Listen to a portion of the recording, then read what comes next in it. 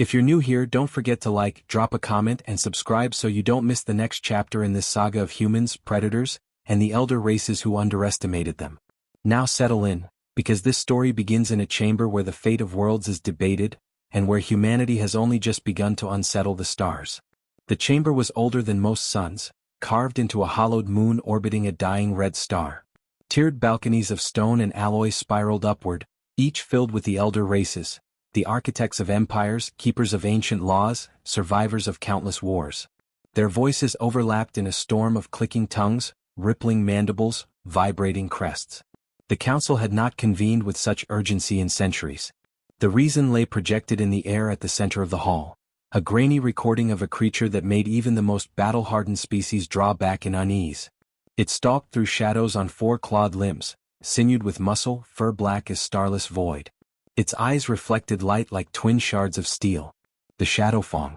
For generations, its name had been whispered in fear, its legend sharpened by countless failed hunts. The last time an elder fleet tried to cage it, they lost 1,000 warriors and 3 cruisers before it vanished into the forests of a death world called Earth. They found it again, rasped a delegate of the Shurath, their scaled hides rippling with unease. And worse, humans have touched it. At that word, silence spread like frost across the chamber. Humanity was a young species, barely a century among the stars, still considered wild themselves. They were tolerated for their stubbornness and endurance, useful as mercenaries or explorers but not trusted. And now the most dangerous predator in known space had crossed paths with them. A voice like broken glass rose from the balcony of the Athari. If the Shadowfang bonds, it cannot be broken. The balance will end. This is no alliance, it is an abomination. The hologram shifted. What the council saw next twisted disbelief into outrage. A man in dirt-streaked fatigues crouched by the massive predator. He pressed a hand against its bloodied flank. Instead of tearing him apart, the beast lowered its head, muzzle resting near his knee, eyes half closed like a wolf at ease. The human's lips moved, unrecorded words spoken to soothe. And then the impossible. The Shadowfang let him touch its scarred jaw, leaning into his hand. The chamber erupted. They risk all our worlds. It should be destroyed. No one tames the Shadowfang. From the back of the chamber, one of the human envoys rose, called forward to answer. His boots echoed as he stepped into the light, unarmored, unbowed. Captain Elias Ward carried himself like a man who had endured too many campaigns to be cowed by ceremony. Sharp features, eyes that measured threats and allies alike, a voice carved from iron. "You see a monster," he said evenly. "We see a survivor. Perhaps that's why it chose us." Laughter, sharp and cruel, broke from the galleries. The Karzul, tusked warriors bred for conquest, slammed a clawed fist on the rail. "It cannot choose. It devours. You will learn as we did." Another figure stepped from the shadows at Elias's side, taller, broader, silent as stone. Sergeant Mason Cade. His face bore the weathered lines of years in hostile terrain, his hands scarred from survival work few others dared. Unlike Elias, he said nothing. Yet his presence radiated the same unyielding steadiness as the predator in the recording. He had been the one kneeling by its side. The one who did not flinch when death lay breathing beside him. The council pressed them with questions. How had they tracked it? What tools did they use? What chains bound it? Elias answered none. Instead he repeated only, "It came to us." That refusal cut deeper than arrogance. For the elders, dominion was power, and power was survival. To admit that such a creature could not be dominated but instead might choose freely was intolerable. They feared not only the predator but the humans who treated it as something other than a beast. A murmur spread through the chamber. The Shurath demanded it be seized before the bond could deepen. The Athari argued it must be exterminated, humans alongside it. But a smaller faction of scholars watched the recording in silence, troubled by something they could not yet name. High above the uproar, the presiding arbiter raised her crested head and delivered judgment. "If humans meddle with this terror, then we must send hunters. For if the Shadowfang truly belongs to them, we are already too late." Elias and Cade left the chamber without bowing. Their path back to their vessel was silent save for the echoes of the council's clamor behind them. In the docking bay, Elias finally broke the stillness. "They'll come for it." Mason adjusted the straps of his gear, expression unreadable. "Let them." No one saw the faint, deliberate smile touch Elias's mouth. The council had just declared war on something it barely understood. Humanity for once wasn't afraid. And out in the forests of Earth, The wounded Shadowfang lifted its head toward the stars, waiting. The forest was not silent. It was alive with a low thrum of wings, the distant calls of unseen predators, and the constant crunch of branches underfoot. Mason Cade moved through it as though he belonged there, shoulders loose, weapons slung but ready, every step measured. Captain Elias Ward followed close behind, less at ease but no less determined. They had been tracking the Shadowfang for 3 days, chasing sign across ridgelines and riverbeds, each scrap of blood or claw mark etched into their memory. Still bleeding, Elias muttered, crouching by a smear of dark fluid on a boulder. The liquid steamed faintly in the cold morning air. It's hurt bad. Should have collapsed by now. Mason studied the smear without answering. His eyes scanned outward, not the sign itself but the terrain around it, the paths of escape and ambush, the angles of trees and rocks that predators might use. He straightened and said at last, voice gravel low, "It doesn't stop. That's what makes it what it is." The hunt was not a mission sanctioned by any human government. It was survival, curiosity, and something else Mason couldn't yet put words to. Reports from orbital scans had confirmed the beast's presence, and every elder faction within range had sent mercenary teams to capture or kill it. For Mason and Elias there had been no order, no chain of command. They had come because they refused to let the elders decide what humanity could or could not touch. By dusk the trail thickened, drops of blood growing fresher, paw prints deep with fatigue. The air carried the scent of iron and musk. Mason raised a hand, stopping Elias, and listened. A rasping breath, low and heavy, carried faintly through the trees. He moved forward with deliberate calm, pushing branches aside until the sight emerged. A mass of black fur crumpled against the roots of an oak, sides heaving, muzzle wet with its own blood. The Shadowfang. Even broken and near collapse, its presence filled the clearing with dread. Its claws dug furrows into the soil, fangs bared in a silent warning, eyes flashing with stubborn life. Elias felt his pulse climb. "We should call this in," he whispered. Mason shook his head. He unslung his pack, crouched and carefully pulled free a medkit. "You try patching that thing, it tears you apart," Elias hissed. "Maybe." Mason's eyes never left the beast. "Or maybe it knows what I'm doing." He stepped forward. The Shadowfang lifted its head, lips curling back. A sound rumbled from its throat, halfway between growl and cough.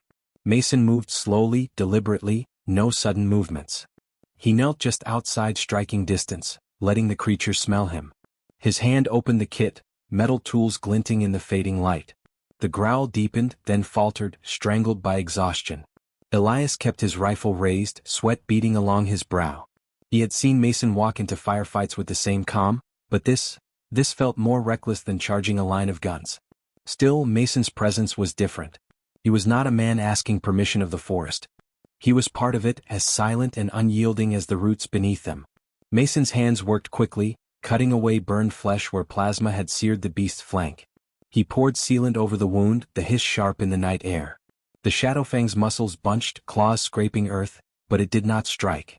It stared at him with burning eyes, breath hot and foul across his forearm, and in that breath Mason felt a test. When it finally lowered its head, he reached up, slow as the turning of the moon, and laid his hand against the ridge of its jaw. The beast did not move. Its eyes closed. The forest held its breath. Elias exhaled, lowering his rifle. "You're insane." Mason didn't look back. "Maybe." The fragile piece shattered with the snap of a twig. Voices hissed in an alien tongue.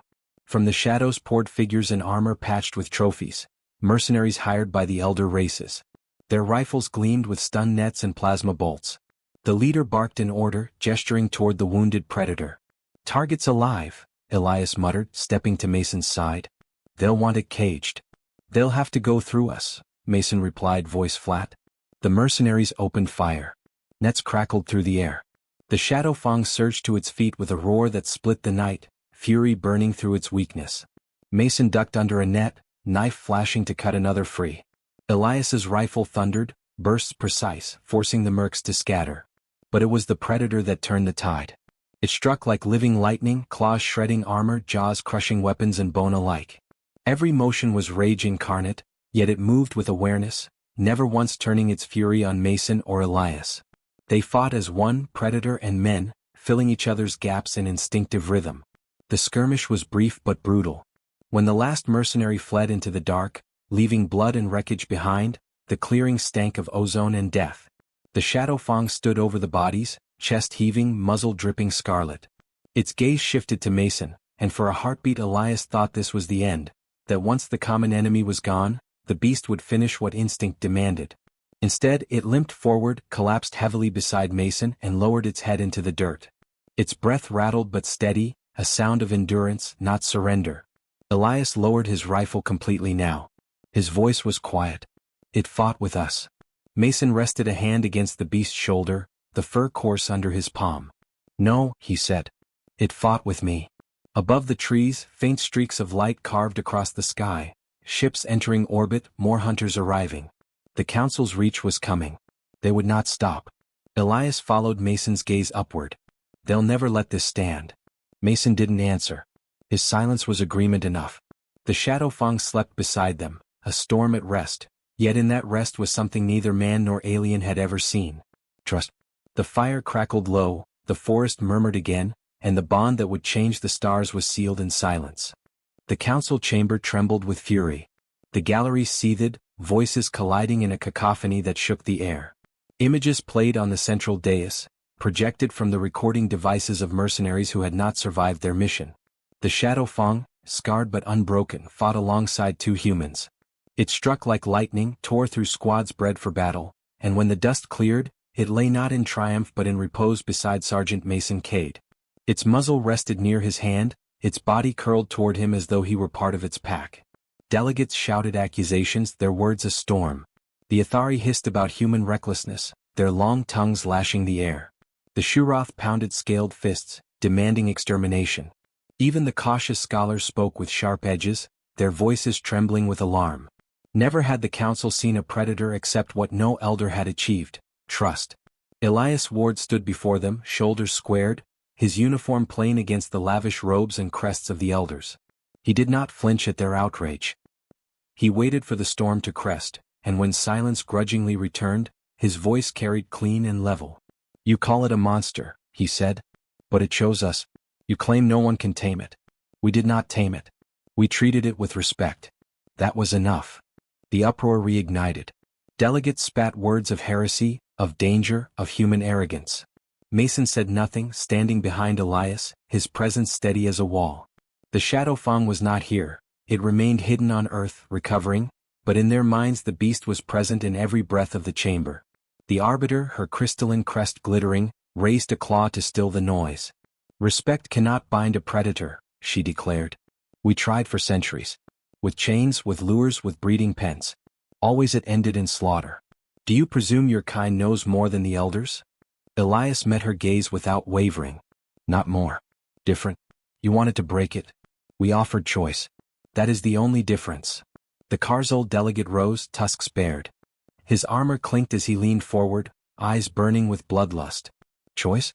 You speak as though beasts are your equals. You are prey dressing yourselves in predator's skin. When it hungers, it will turn on you, and your arrogance will kill you faster than our blades. Mason finally spoke, his voice deep, unshaken. It had the chance. The words struck the chamber like a weapon. Delegates stared at him, unsettled by the simplicity of his tone. Mason's scarred face gave nothing away, but the weight of his statement lingered. The predator had chosen not to kill him when wounded and desperate. It had chosen not to strike when nets and plasma seared around it. That truth gnawed at the elders, because it suggested a possibility they had denied for eons. Elias pressed the moment. You're afraid because the Shadow Fang revealed something you don't want to face. Your control was never real. Your dominion was always fragile. And now, by standing beside us, it proves you were wrong. The chamber nearly tore itself apart. The Athari shrieked for embargoes, the Shuroth demanded humanity's exile, and the Karzul slammed their fists in promise of war. Among the quieter factions, eyes flickered with something more dangerous than outrage, curiosity, perhaps even doubt. The Arbiter's voice cut through again. Enough. If humanity believes itself chosen, then let it bear the consequences. We will not risk our worlds for their delusions. A decree: no elder vessel shall harbor humans who harbor the Shadow Fang. If your bond leads to catastrophe, your blood alone will pay. Elias allowed himself a small, humorless smile. We never asked for your protection. The Karzul delegate surged to his feet, tusks gleaming, and pointed a clawed hand. Then you will have our wrath. We will descend on your world, scour your forests, and burn your beasts until the Shadow Fang is ash. Let us see if your respect shields you when fire rains from the skies." Gasps rippled through the chamber, even among the elders accustomed to threats. Open war had not been declared in living memory. The arbiter struck her staff against the dais, but the Karzul only sneered, tusks catching the light. Their departure was swift, a promise more than a gesture. Elias and Mason left the chamber in silence. The corridors of the moon's interior seemed narrower than before, the weight of countless eyes pressing down on them. At last Elias spoke, his voice quiet. "They'll come for us. Not just the beast, us." Mason adjusted his gear, face unreadable. "We'll be ready." Elias studied him, not for the first time struck by how little moved the man. Mason carried silence like a weapon, wielded with the same certainty as his blade. Perhaps that was why the Shadow Fang had trusted him first. Predators recognized kin not in blood but in bearing. When they reached their ship, Elias paused at the threshold and looked back toward the stars. Somewhere above, fleets were already moving.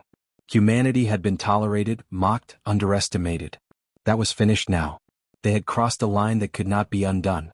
Mason walked past him, strapping his sidearm into place. "If they want war," he said, voice calm as a still river, "then let them see what happens when prey stops running." Elias followed him aboard, the hatch sealing with a hiss. In the silence that followed, the two men understood what the council had not yet admitted aloud.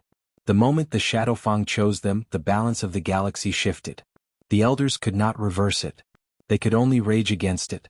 And far from the chamber, in the depths of Earth's wild forests, the Shadow Fang stirred in its sleep, breathing in rhythm with the planet's heartbeat. Soon it would rise again.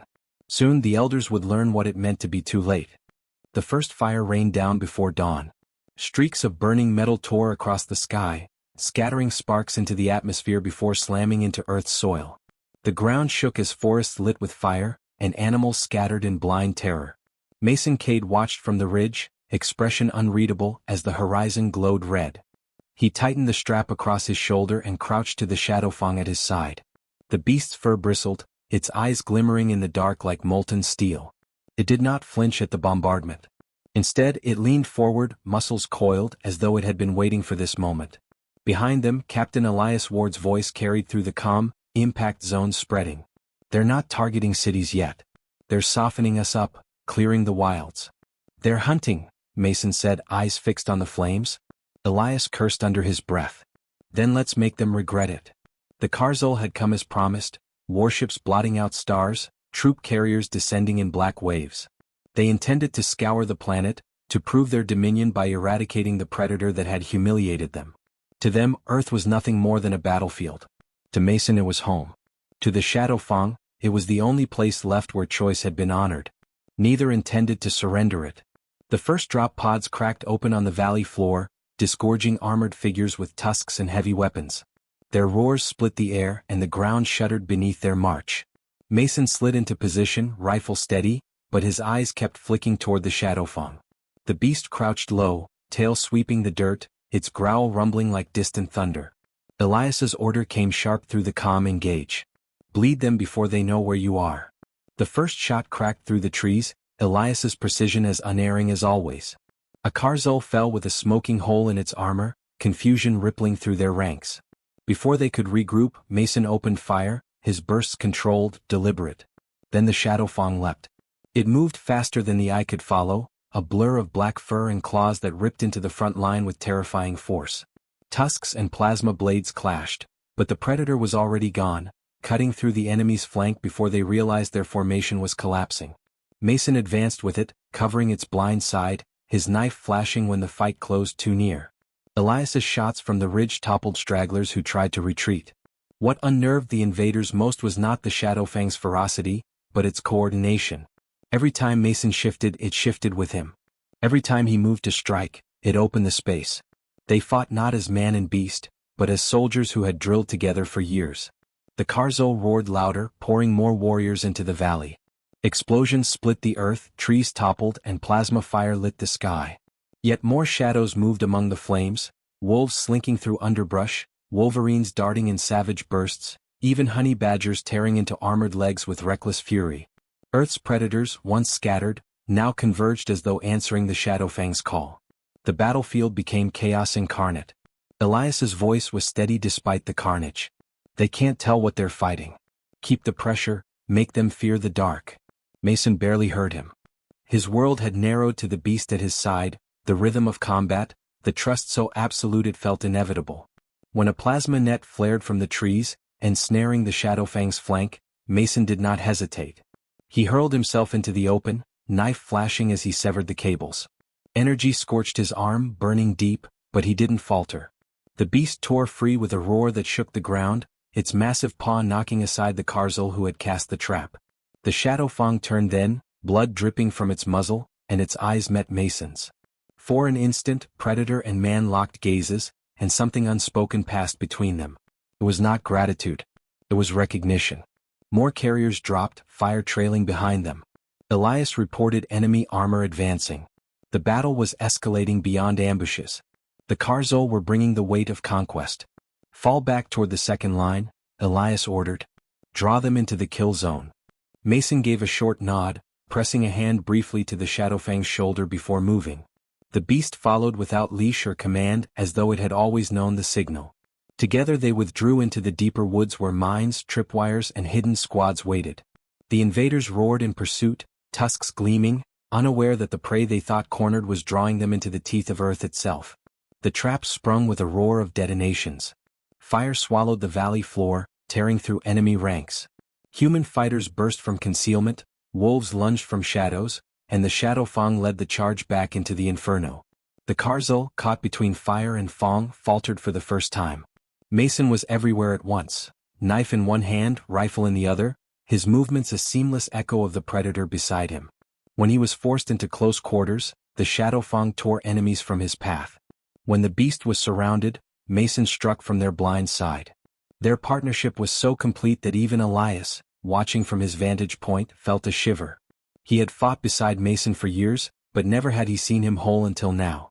The battle stretched into hours, the forest a furnace of screams and smoke. At last the Karzul warlord himself descended, a towering figure in blackened armor, tusks like ivory scythes. He waded through fire with a warblade longer than Mason's arm, cutting down his own failing troops to rally the survivors.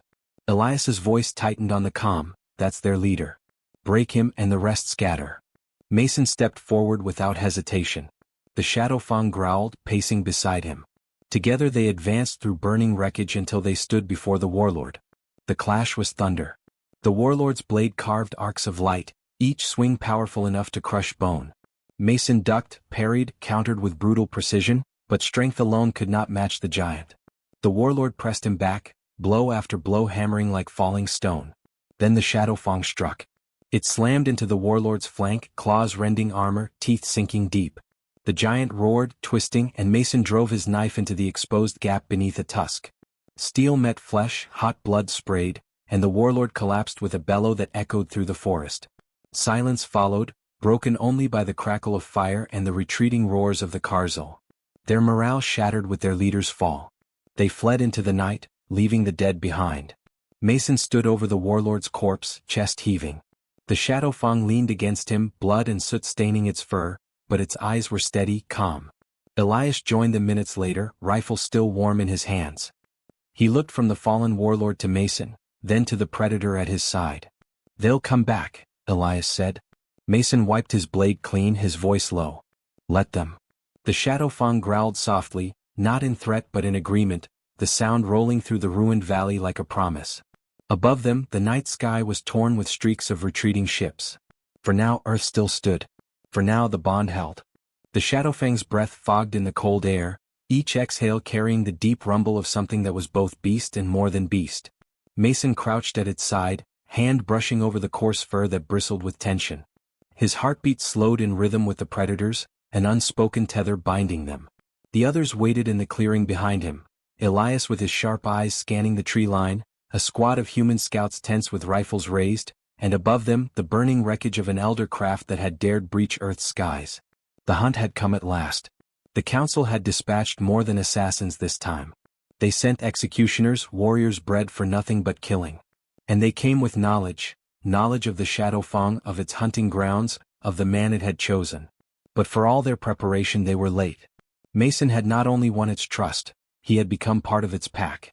The first strike came with no warning, only a shadow flitting through the canopy before steel claws slashed down.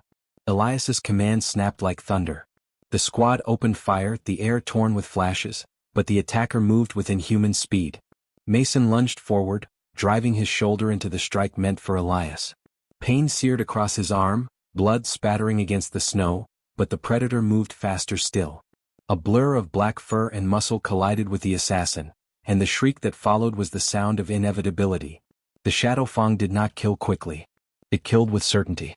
When the body fell broken at Mason's feet, silence followed. Elias glanced at him, eyes narrow with something between fury and admiration. "You're bleeding. I'll live." Mason's voice was flat, but his hand pressed firmly against the gash. He looked to the predator instead, meeting its feral eyes. "So will it." The air thickened again as more shadows approached. Dozens this time. The elder races had underestimated humans before, but not again. They intended to drown them in numbers, overwhelmed before bond or loyalty could matter. Elias signaled, and the humans spread into cover. Mason remained in the open, the Shadow Fang pressed to his side. Its lips peeled back, revealing fangs that glistened with the last kill. The battle that followed was chaos sharpened to a blade. Elder assassins descended in coordinated strikes, their movements honed from centuries of war, but they met something they had not accounted for. Human unpredictability. Mason and the predator moved as one, his rifle spitting death in bursts while the beast struck where gaps opened. Where Mason faltered, the Shadow Fang filled the void. Where the predator exposed itself, Mason's bullets carved space. Together they were not merely man and beast, they were an inevitability. Elias's squad fought like demons at their backs, but still the tide pressed closer. An assassin's blade cut through a soldier's chest plate, another fell beneath the weight of claws. The clearing was fire and blood, the trees burning from incendiary rounds. Elias saw the line bending and barked over the comms. "Fall back to the ridge, draw them into the choke." Mason didn't move. His eyes stayed locked on the tide pressing in, his breath shallow but steady. The Shadow Fang stood bristling beside him, fur streaked crimson, its body trembling not from fear but from restrained violence. "It ends here," Mason murmured, not to Elias, not to the squad, but to the beast itself. For a moment, Elias hesitated. He had seen many men break in war, but this wasn't breaking. It was acceptance. He gave a sharp nod and pulled the rest of the squad toward the ridge. Mason and the Shadow Fang remained, two silhouettes against the blaze. The elders surged. What happened next was not a battle. It was a revelation. The Shadow Fang unleashed itself, not as a lone predator, but as something amplified by human resolve. Mason fought with brutal precision, every strike of his rifle or blade timed with the predator's lunges. They became a rhythm of death. Elders fell one after another, their arrogance bleeding into the soil. For every wound Mason suffered, the beast grew fiercer. For every howl of pain from the predator, Mason's fury sharpened. But numbers wore even inevitability thin. A blade slipped past, plunging into Mason's side. He staggered, blood spilling. The predator roared, tearing the attacker into shreds, but Mason's knees buckled. He fell to one hand, gasping, his vision dimming. The Shadow Fang did what none of the elder races believed possible. It did not flee. It did not abandon its own survival for instinct. It shielded him. Its massive body curved around him, teeth snapping, claws raking the air, fury personified. It fought not as a beast but as a companion. And in that moment, Mason understood. It had chosen him not because of strength or fearlessness, but because of loyalty. The same loyalty humanity gave to those it called family. Elias and the squad returned in force, the choke point collapsing behind them with explosives. The remaining assassins were trapped between human gunfire and the Shadow Fang's wrath. The clearing became a slaughter ground, and when silence finally settled, only humans and their bonded predator remained standing. Elias rushed to Mason's side, pressing a hand to the wound. "Stay with me, Sergeant. Don't you dare quit now." Mason's eyes opened, heavy but steady. He looked past Elias to the predator, which crouched low, muzzle pressed against his shoulder like a sentinel. A faint smile cracked his lips. "Told you, let them come." They extracted him under firelight, the Shadow Fang never straying more than a pace away, its presence as immovable as the bond now carved into history. The Council's assassins lay broken, their failure undeniable. Word would spread. The elder races would not only know of the predator's choice but of humanity's acceptance of it. And for the first time in an age they would understand fear, not of the Shadow Fang but of what it had revealed. That humans did not conquer through domination.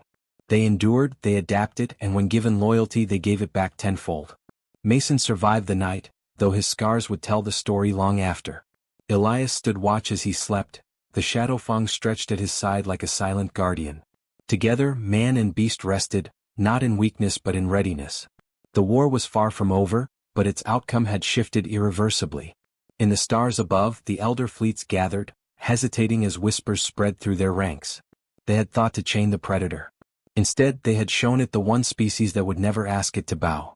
The universe's deadliest predator belonged to humanity now. And the elder races realized too late that there was no force left that could unmake that bond.